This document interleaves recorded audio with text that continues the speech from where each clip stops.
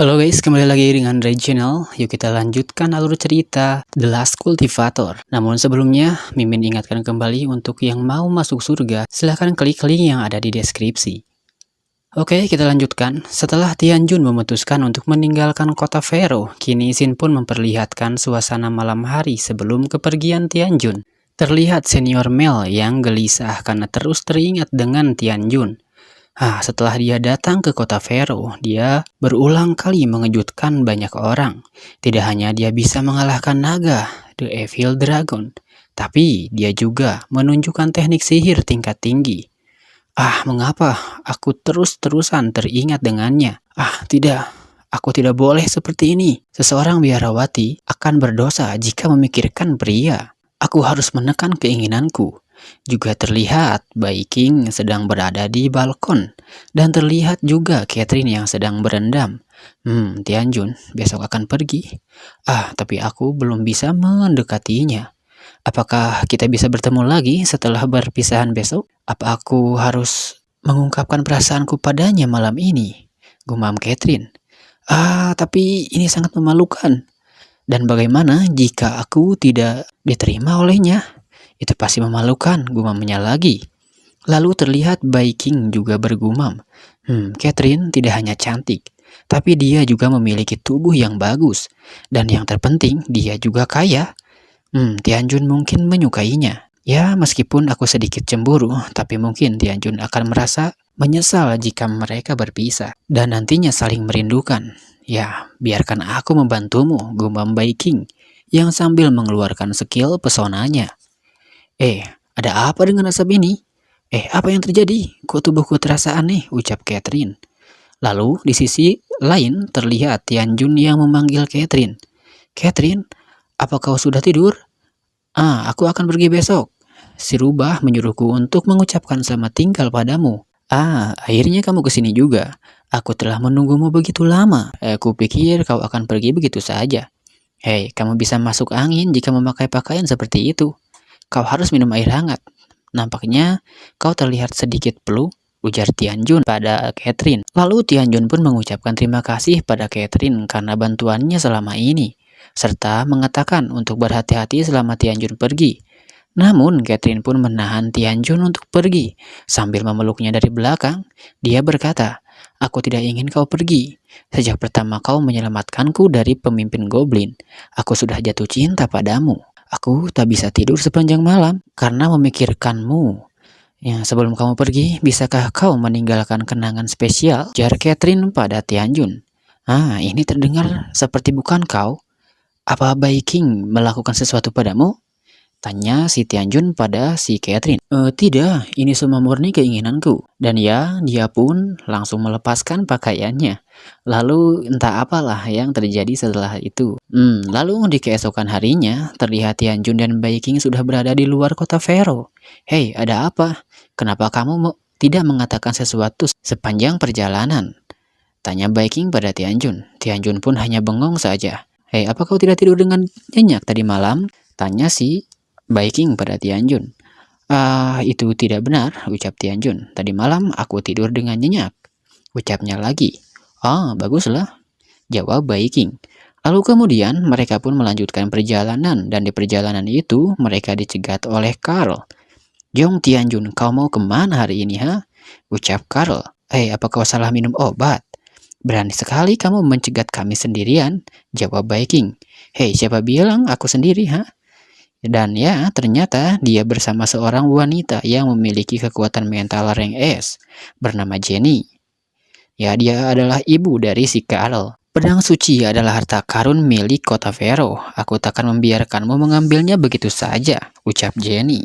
Lalu Jenny pun berkata lagi, agar Tianjun menyerahkan pedang sucinya, dan keluarga Onassis takkan merepotkan Tianjun. Dan ternyata bukan hanya pedang suci, tapi seseorang menginginkan hidupnya si Tianjun. Kau juga harus menyerahkan hidupmu, ucap seseorang dari keluarga Welton. Untuk merampok inti iblis, kau telah membunuh John dari keluarga Welton kami, ucap seorang pedang cahaya bernama Palava dari keluarga Welton. Ya, Tianjun pun nampaknya dipitnah oleh Carl karena yang sebenarnya Orang yang membunuh John adalah Carl guys, waktu di ujian keberanian. Dan ternyata dari keluarga Devon juga terhasut oleh si Carl, yang mana ayah dari Mayer juga datang untuk meminta pertanggungjawaban dari Tianjun. Dan dia bernama Allen. Jadi kau memfitnahku ya? Kenapa kau memutarbalikkan fakta? Ucap Tianjun. Hei, jangan bilang begitu. Aku hanya menceritakan fakta, jawab Carl. Aku tak peduli dengan semua orang yang bersamamu. Mau rank C, S, apapun itu, di mataku semuanya sama. Aku akan pergi hari ini, dan siapapun yang menghalangiku, mereka pasti akan mati, ucap Tianjun dengan santainya. Hei, kau harus berhati-hati dalam berbicara. 3 orang dengan kekuatan mental tingkat S ada di depan sini untuk memberimu pelajaran, jawab si Carl. Lalu kemudian Carl pun bergumam dalam hati, kau beberapa kali merebut ketenaranku. Hari ini kau akan mati tanpa kuburan, gumamnya. Ya, cepatlah jika kalian ingin memberiku pelajaran. Aku harus segera melanjutkan perjalanan, ucap si Tianjun. Lalu Palapa pun bergegas menyerang Tianjun. Kau hanya seorang tanpa kekuatan mental. Jangan terlalu arogan kau. Saksikan kekuatan seseorang dengan rank S. Lalu dia pun menggunakan pedangnya dan keluarlah cahaya yang mengarah pada Tianjun yang membentuk seekor burung. Itu hanya petir, ucap Tianjun.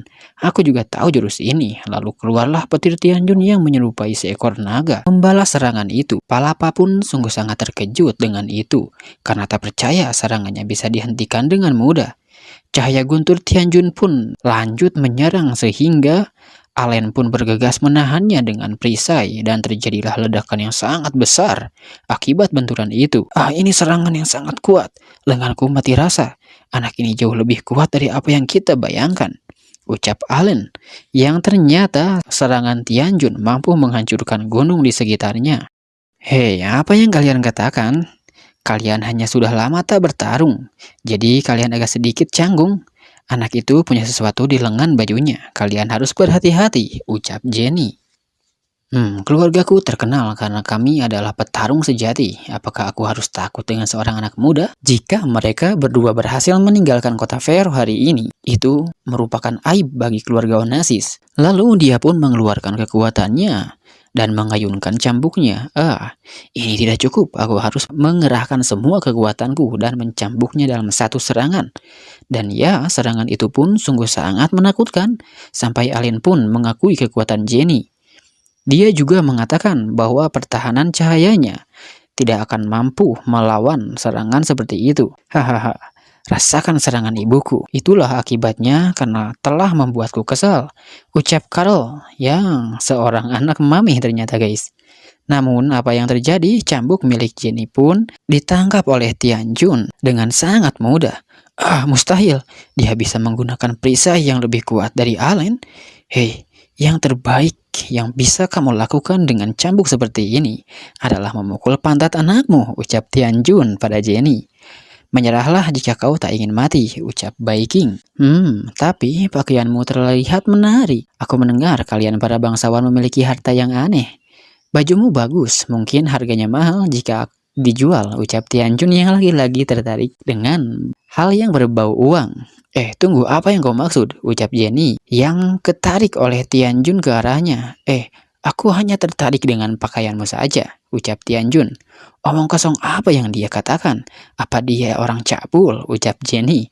Lalu Jenny pun berhasil melompat dan menghindar. Lalu dia pun menjaga jarak. Sial, jika aku sampai tertangkap, aku akan sangat memalukan. Jenny, apa kau tersipu dengan dia? Ucap si Allen. Diam kau, jawab Jenny pada Allen. Lalu terlihat Carl yang shock dengan apa yang terjadi, karena bahkan 3 master terkuat di kota Vero tidak bisa berbuat apa-apa pada Tianjun. Dia bahkan tak memiliki kekuatan mental. Bagaimana bisa dia memiliki kekuatan seperti itu? Ucap Carl yang makin kesal pada Tianjun. Lalu sambil berjalan, Tianjun pun berkata, bukankah kalian terlalu banyak bicara omong kosong? Kenapa tak menyerang lagi? Jika kalian tak menyerang, maka aku yang akan melakukannya. Tianjun pun melangkah dengan cepat dan set. Dia pun sudah berada di belakang Carl. Ini adalah jurus pedang yang kulatih 2 hari yang lalu. Aku akan mengujinya padamu, ucap Tianjun pada Carl. Lalu Tianjun pun mencincang baju Karl sehingga terlihatlah Karl yang sudah compang-camping bajunya. Ya, dia pun berteriak, "Ah, ini sangat memalukan," ucap Karl. Sayang sekali pakaiannya sudah berobek," ucap Tianjun. "Apa yang kau lakukan, sialan? Aku akan mencabik-cabikmu," ucap Karl pada Tianjun lagi. Namun Tianjun langsung melesat kembali dan berkata, "Sekarang giliran ibumu. Jangan bergerak," ucap Tianjun yang sambil menyerang Jenny. Namun Jenny berhasil menghindari dari serangan Tianjun. "Ah, sialan, bocah itu terus menggunakan jurus yang curang. Apa yang dia pikirkan? Hei, kau bilang ingin pakaianku, mungkinkah kau menginginkanku? Hei, anakku seumuran denganmu, tak mungkin untuk kita menjalin hubungan," ucap Jenny. Lalu Jenny pun mengeluarkan kekuatan sihirnya. "Untuk menghormatimu, aku harus membunuhmu hari ini. Aku jarang menggunakan kekuatan sihir. Jadi, kau harus merasa terhormat dengan mati oleh kekuatan ini. Kekuatan sihir keluarga Onassis," teriak Jenny menyerang Tianjun. Dan keluarlah peluru sihir dari simbol kekuatan Jenny yang menghujani Tianjun. "Hei, aku hanya ingin uang. Kenapa kau tak percaya padaku? Apa aku terlihat seperti orang mesum?" ujar Tianjun yang sambil menghindari hujan peluru sihir itu. "Tidak peduli kau berlari dengan cepat, peluruku akan tetap mengenaimu," ucap si Jenny. Tianjun pun menyuruh Baiking untuk tetap di sana karena Tianjun akan pergi untuk mencari sesuatu. "Tenanglah, serangan ini takkan menyakitimu. Hei, di saat seperti ini apa yang kau ingin cari?" jawab Baiking. "Jangan khawatir, itu hanya sihir." Lalu ya, terlihat serangan peluru sihir itu terus menyerang. Sambil melompat, Tianjun pun bergumam, "Serangan ini tak mampu mengejar kecepatanku." Lalu Baiking pun bergumam, dia mengambil sesuatu dari sini barusan. Saking cepatnya aku tak bisa melihatnya." Lalu Tianjun pun akhirnya sampai di dekat Jenny. "Hei, kau terus berpikir aku menginginkan tubuhmu? Dan sesuai keinginanmu." Lalu seret, Tianjun pun menebas Jenny. Namun ternyata hanya pakaiannya saja yang terlepas. Pakaianku!" teriak Jenny. Bagaimana aku bisa menghadapi orang-orang di masa depan? Sialan, kau iblis mesum!" teriak Jenny lagi. Lalu Tianjun pun mengambil cambuk Jenny. "Hei, level ini tidak bisa disebut dengan iblis. Aku akan melakukannya lebih baik," ucap Tianjun yang sambil memainkan cambuk milik Jenny. Bukankah itu cambukku? Hei, apa yang ingin kau lakukan dengan itu?" Dan ternyata cambuk itu digunakan Tianjun untuk mengikat Jenny dengan ikatan khas Jepang, guys. Sampai si Jenny berimajinasi. Tianjun menghampirinya. Aku sudah tua dan jatuh ke dalam situasi seperti ini karena aku terlalu cantik," ucap Jenny yang berhalusinasi. Sekarang aku di bawah belas kasihan anak ini. Lalu apa yang akan dia lakukan padaku?" ucap Jenny lagi. Dan ia kalaupun sangat marah atas apa yang dilakukan Tianjun pada ibunya. "Hei, binatang, kau lepaskan ibuku. Jangan sentuh ibuku," teriak Carol. Baiking pun menepuk kepalanya. Aku tahu pola pikir Tianjun tidak normal. Kau tak bisa menghakiminya dengan pikiran normal. Hei kalian, apa yang kalian lakukan saat melihat ibuku dipermalukan seperti itu? Kenapa kalian malah menonton? Ucap Carl pada dua rekannya. Hei tenanglah, ucap Allen. Kami sedang mengumpulkan kekuatan penuh kami. Lalu tiba-tiba saja tubuh Palapa dan Allen pun diselimuti energi. Kekuatan yang sangat mendominasi. Allen pun berdiri dengan pedang di pundaknya dan berubah menjadi raksasa. Wah, itu terlihat keren. Kau menjadi sebesar gunung, ucap Tianjun yang melihat Allen. Hei, ini tidak sesederhana perubahan ukuran, tapi kekuatanku juga bertambah secara eksponensial. Dan rasakanlah dengan tubuhmu sendiri, ucap Allen yang mengayunkan pedangnya pada Tianjun. Kekuatan yang menyaingi dewa, teriak Allen yang wuss. Tebasan pedang yang dahsyat pun mengarah pada Tianjun. Sambil melihat ke arah Tianjun, Allen pun berkata, sudah selesai. Aku terlalu banyak menggunakan kekuatan barusan. Itu mungkin telah mempengaruhi Jenny, tapi tidak membantunya untuk menyingkirkan anak itu. Lalu terdengar suara Tianjun yang berkata, lumayan. Untuk melepaskan serangan yang mampu memecah gunung hanya dengan levelmu ini benar-benar mengejutkanku, ucap Tianjun yang sambil menangkis pedang besarnya. Tapi jika hanya ini yang kau punya, beraninya kau menyebut dirimu dewa, ucap Tianjun lagi. Tianjun pun sedikit menembakkan tebasannya pada Allen, lalu terlihat Allen yang sedikit bergeser. Ah, mustahil, ini benar-benar mustahil. Dia benar-benar tidak terluka oleh serangan kekuatan penuhku, dan bahkan dia bisa mengalahkan kekuatanku saat ini. Ah, ini tidak mungkin. Aku adalah kesatria yang tak terkalahkan, membawa kemuliaan yang tak tertandingi. Aku tidak akan kalah dengan anak kecil sepertimu, ucap Allen. Namun dia dibuat terkejut saat tiba-tiba saja Tianjun melompat dan muncul di depan wajah Allen. Apa yang kau katakan anak kecil adalah aku? Tanya Tianjun pada Allen yang gemetaran. Anak kecil, ucap Allen yang langsung Tianjun tebas lehernya.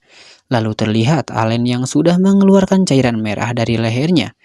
Ingatlah untuk menjaga mulutmu di kehidupan selanjutnya, ucap Tianjun dengan epiknya. Lalu terlihat Allen yang tumbang akan menimpa Carol dengan tubuh besarnya. Hei, tunggu, apa hanya itu kekuatanmu? Jangan jatuh padaku, bahkan jika kau ingin mati, ucap Carol. Namun ya, Allen pun tetap jatuh menimpa tubuhnya. Allen pun perlahan menyusut, tubuhnya menjadi kecil lagi. Lalu terlihat Carol yang nampaknya terluka atau bahkan mungkin dia sudah mati. Tianjun pun yang melihat Carol berkata, bukankah itu si pirang yang memulai semua ini? Dia dihancurkan oleh temannya sendiri.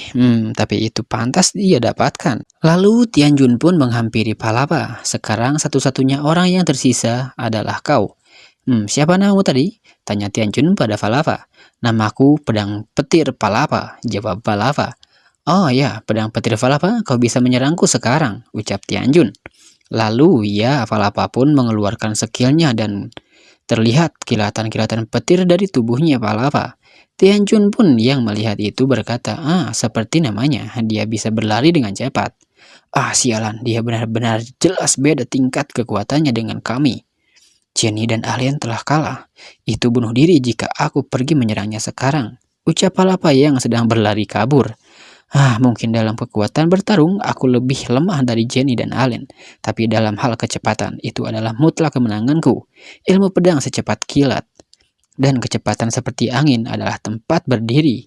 Aku tidak peduli seberapa kuat dia. Jika aku terus berlari, memangnya apa yang bisa dia lakukan padaku? Gumam Palapa yang terus berlari, namun tiba-tiba saja dia dikejutkan dengan kemunculan Tianjun di sampingnya. Hei, teman-temanmu masih tertinggal di sana.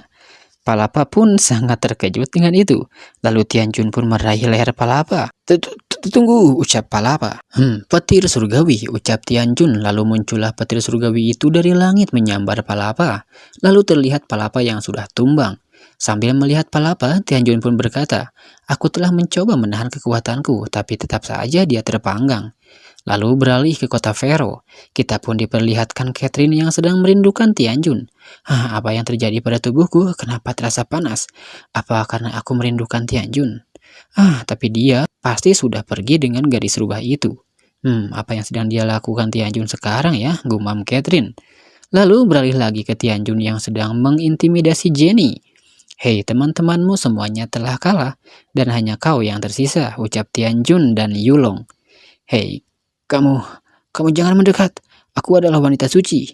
Aku akan memberikan apapun selama kau tak main-main denganku. Baiklah, kau yang mengatakannya sendiri ya. Aku tidak memaksa. Tanda tanganilah ini.